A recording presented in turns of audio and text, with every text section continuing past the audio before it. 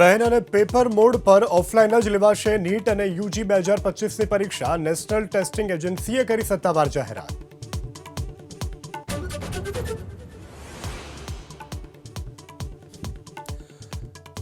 મોદી કેબિનેટે 8મા પગાર પંચની રચનાને આપી મંજૂરી. 7મા પગાર પંચની અવધિ વર્ષ 2026માં થઈ રહી છે પૂર્ણ. ત્યારબાદ લાગુ થશે 8મું પગાર પંચ.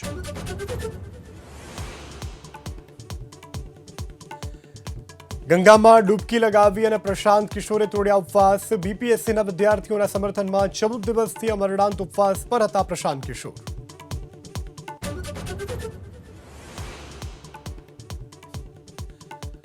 ભાવનગરના સિહોરના વડાવડ ગામે રફતારનો કહેર. બાઇક ચાલકને અડફેટે લેતા બાળકીનું મોત. 3ને ઇજા. અકસ્માત બાદ બેકાબુ કાર ઘૂસી દુકાનમાં.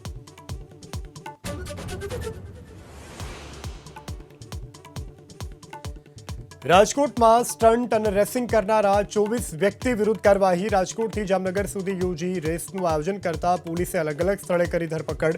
10 બાઇક અને 2 કાર પણ કબજે. સુરતના ડાયમંડ હીરા બોર્સ નજીક ક્રેટા કારની ઉલટી. 1નું મોત. 3 ઇજાગ્રસ્ત. અલથાણ પોલીસે હાથ ધરી વધુ તપાસ.